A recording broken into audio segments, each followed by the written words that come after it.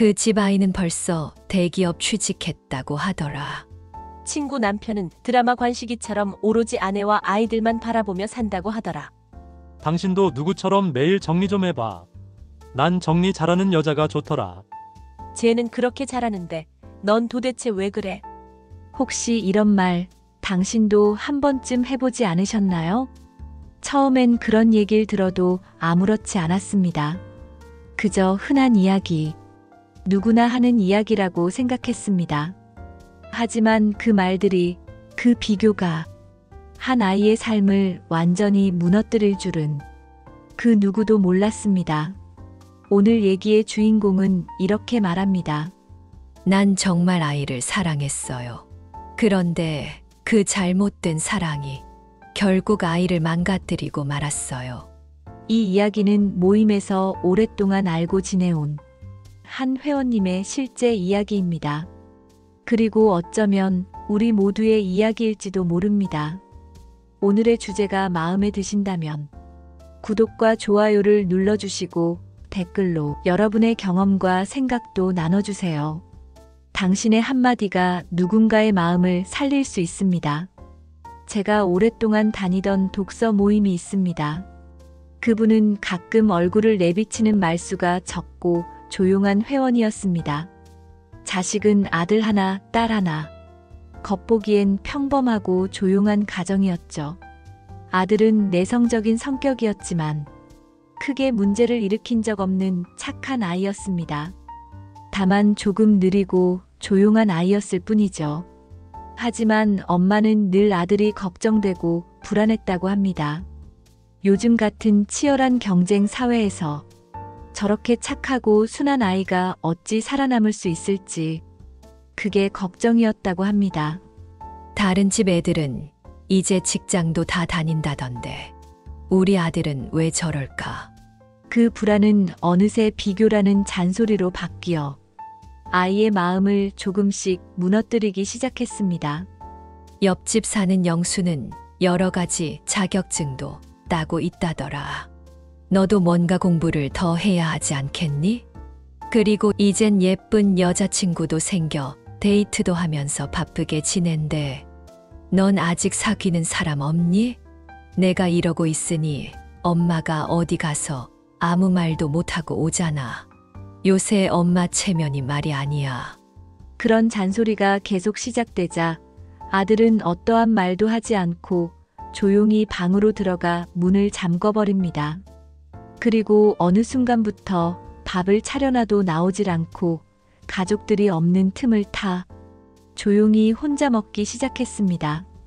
가족이 함께 있어도 아들은 방으로 숨어버렸고 가족 단체 채팅방에서도 있는 듯 없는 듯 아무런 반응이 없었습니다. 그렇게 가족들과 전혀 소통을 하지 않고 방에서만 지내던 아들의 방문엔 결국 이런 메모가 붙어 있었습니다. 쉬고 싶어요. 어느 누구도 절대 들어오지 마세요. 그날 이후 아이는 스스로 방 안에 갇혀버리고 말았습니다. 엄마는 처음엔 이렇게 생각했다고 합니다. 요즘 애들 다 그런 시기 있잖아.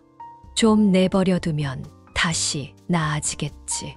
하지만 몇 달이 지나도 방문은 열리지 않았습니다. 식탁엔 늘 아들의 빈자리 하나가 눈에 들어왔고 다른 가족들도 점점 말문을 닫았으며 어느 누구도 먼저 말을 걸지 않았습니다. 아이 방에서는 새벽까지 게임하는 소리, 의자 끄는 소리, 화장실 문 여닫는 소리만 들릴 뿐이었습니다. 그렇게 시간이 흘렀습니다. 아이의 방문은 단 한 번도 스스로 열리지 않았습니다. 상태가 더 심각해져 손님이 오는 명절에도 방에서 나오지 않았고 동생이 문을 두드리면 꺼져. 라는 한마디뿐. 아빠가 조심스럽게 방문 앞에 다가가 오늘 내가 좋아하는 요리가 많아. 어서 나와서 다 같이 먹자. 이렇게 부드럽게 말해도 대답은 없었습니다. 어느 날 동생이 울며 엄마에게 말했습니다. 오빠는 그냥 방 안에 사는 유령 같아. 이젠 너무 낯설고 가족처럼 느껴지지 않아. 그 말에 엄마는 비로소 현실을 마주하게 되었습니다. 이젠 우리 집에서 아들의 자리가 사라지고 있다는 것을요. 그건 세상으로부터가 아니라 가족으로부터 먼저였다는 걸요. 그렇게 힘든 시간을 보내고 오랜만에 독서 모임에 나타난 그분은 눈물 섞인 목소리로 말했습니다. 나는 진심으로 우리 아이가 잘 되길 바랬어요. 그래서 채찍질도 하고 더 비교도 했어요. 그게 자극이 될 거라 믿었어요. 근데 지금 생각하면 내 말은 늘 너는 지금 이대로는 안 된다는 뜻이었어요. 그래서 결국 아이는 세상과 문을 닫아버린 거예요. 어느 날 거울을 보다 그분은 스스로에게 물었다고 합니다. 내가 정말 원했던 게 뭐였을까? 내 아이가 행복한 사람이 되는 것이었나? 아니면 남들한테 자랑스러운 아이가 되는 것이었나? 나는 나로 살기로 했다의 저자 김수연 작가는 이런 얘기를 했습니다. 사람들은 나를 있는 그대로 받아들이기보단 자신이 바라는 모습으로 나를 가꾸려 한다. 그건 사랑이 아니라 조종이다. 이 문장을 읽고 저는 한참 동안 책을 덮지 못했습니다. 이건 그분의 이야기이기도 하지만 어쩌면 우리 모두의 그림자 같은 모습이기도 하니까요. 우리는 아이를 잘 키우고 싶다고 말하지만 사실은 내 기대를 키우고 있었던 건 아닐까요? 요즘은 식탁에 온 가족이 모여 있어도 눈 마주치는 시간이 적다고 합니다. 모래 위에 세운 집처럼 가족이라는 울타리조차 조용히 무너지고 있는지 모릅니다. 혹시 지금 당신도 자녀에게, 배우자에게, 혹은 자기 자신에게조차 비교라는 잣대를 들이대고 있진 않으신가요? 사랑이라는 이름으로 포장된 비교는 가까운 사람에게 가장 깊은 상처를 남긴다고 합니다.